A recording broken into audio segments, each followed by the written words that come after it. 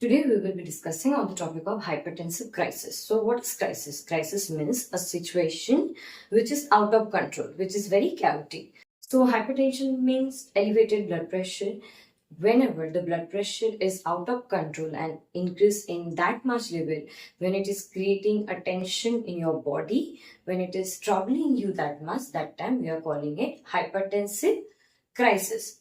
So this hypertensive crisis is actually made of two terms. We can see that hypertensive urgency and the one is hypertensive emergency. Now, what is the difference?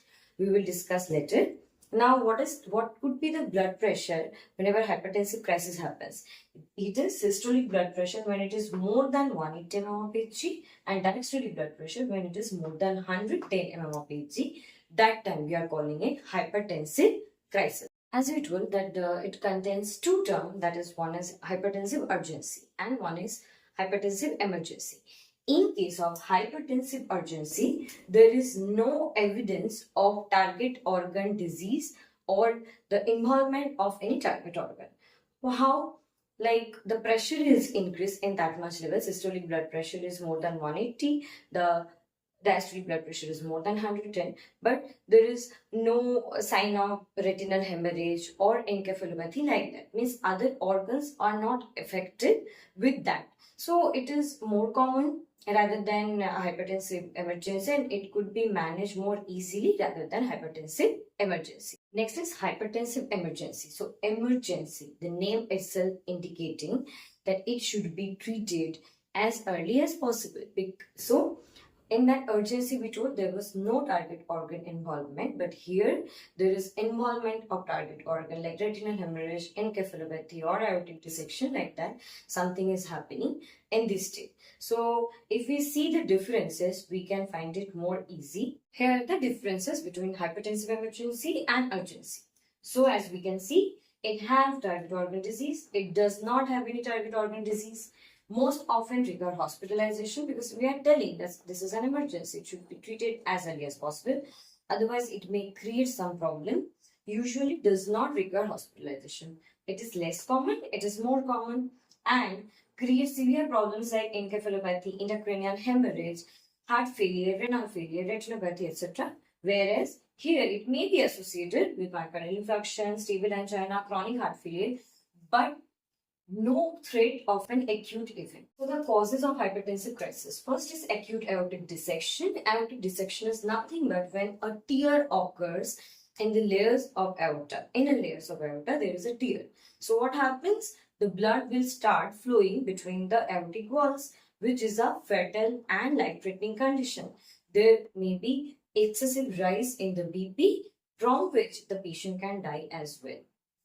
Next is the exacerbation of chronic hypertension. Whenever a person is having chronic hypertension since long term, he or she is taking medicines and somehow he skipped or something aggravated, that time also it can happen. Next is head injury. From head injury, due to involvement of sympathetic and parasympathetic nervous system, due to that causes, what happens? There is excessive rise in BP can happen. From that, hypertensive crisis may occur, and due to hypertensive crisis also there may be intracranial hemorrhage, subdural hemorrhage may happen. This is the pheochromocytoma. Pheochromocytoma is nothing but the tumor in adrenal medulla. Due to that tumor, adrenal medulla will not work properly. It will release excessive amount of adrenaline and noradrenaline. So whenever both of these are secreted, there will be sudden high rise in the BP, from which there will be hypertensive crisis. And then monoamine oxidase inhibitors are taken with tyramine containing food. It's kind of drugs which with which there are clear indications that tyramine containing food should not be taken. It should be avoided. Rebound hypertension is nothing but whenever the person is taking medicine regularly and abruptly stop taking medicine or suddenly lower the dosage, that time it is rebound hypertension. So that means you have stopped or lower the dosage which could be taken by you. So which should be taken by you. That time it may happen. And renovascular, the renovascular hypertension is nothing but whenever the arteries of kidneys are getting narrowed, from which there is excessive hypertension, the BP getting rise, higher and higher, that time also it may cause hypertensive crisis. And recreational drug use, like the person are taking cocaine, like that, if they're taking, that time also there is chances of hypertensive crisis. So these are all the causes of hypertensive crisis. Symptoms or manifestations of hypertensive crisis: due to increased BP, increased cerebral capillary permeability will be there, for which there will be cerebral edema. So for that, there will be some neurological manifestations.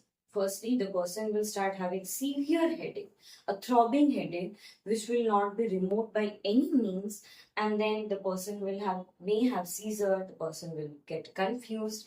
There will be nausea, vomiting, because whenever the severe headache happens, there will be due to triggering factors, nausea and vomiting may happen, and lastly, coma may happen. So, firstly, this will affect there will be all type of neurological manifestations because of encephalopathy. Then the chest pain may happen, pulmonary edema. Due to pulmonary edema, there will be chest pain, shortness of breath, and the abnormal breathing will be there. And then renal insufficiency, due to that urine output will be very less. Visual changes, visionary changes, there may be chances of retinal hemorrhage. From that, the person may see blurry vision or vision changes, it would be evident. Then nasal bleeding may happen, and dizziness. And as we discussed for neurological manifestations, so mainly the neurological manifestations will start because the BP is so much high. Then it will affect one by one, like the heart, the lungs, the kidneys, and all the symptoms will be quite evident. We are talking about emergency, because in urgency the symptoms will not be there. This much botheration will not be there. The person might feel a bit dizzy. There will be might dizziness or might faint, like that, or else our nausea, vomiting may happen, but not this type of symptoms will happen in case of urgency.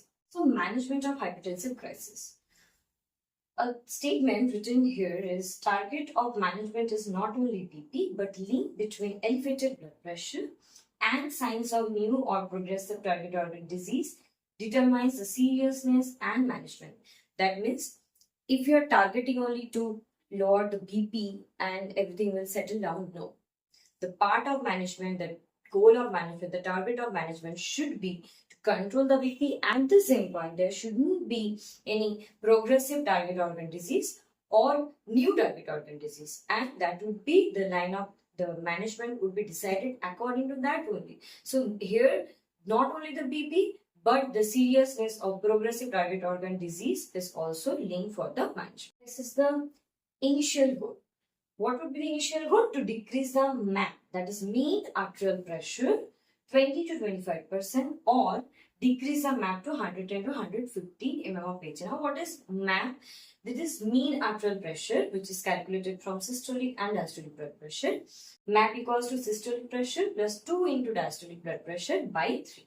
So, as we told, we should not decrease the MAP abruptly or suddenly, because it would affect suddenly every perfusion, like cerebral, coronary, the pulmonary, renal, every perfusion will get affected, and it will cause another injury. So we don't want it. So we want a gradual drop in the BP. So that limit is 20 to 25% of the MAP, or the MAP should be decreased to 110 to 115 mm of H.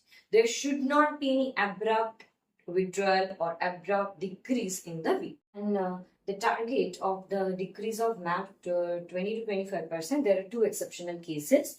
One is aortic dissection, where we want the BP to be 100 to 120 as early as possible, because it's an emergency. If the BP is in that much high, in that level, it will be fatal for the patient. We will lose the person.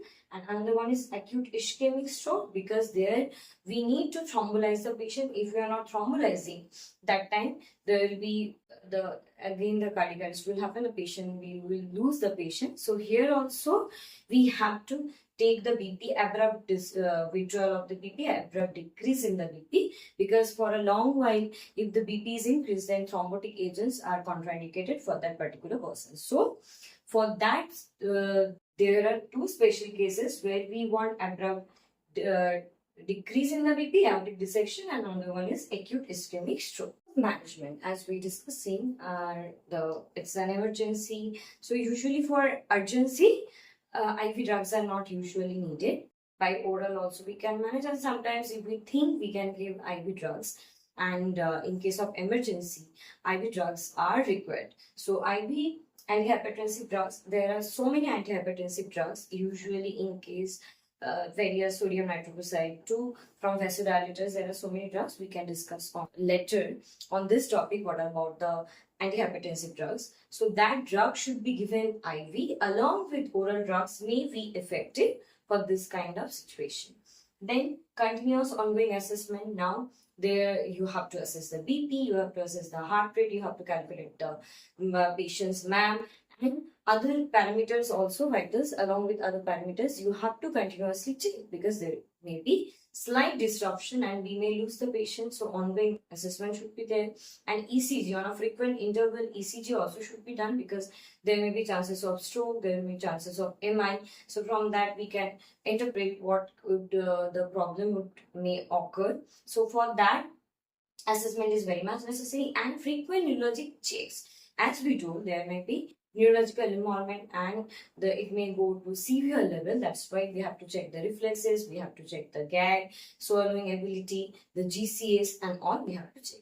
So these are the management what we are doing for emergency, and once these drugs we have given, the assessment as per our proper responses are there, we have to find out the what is the cause.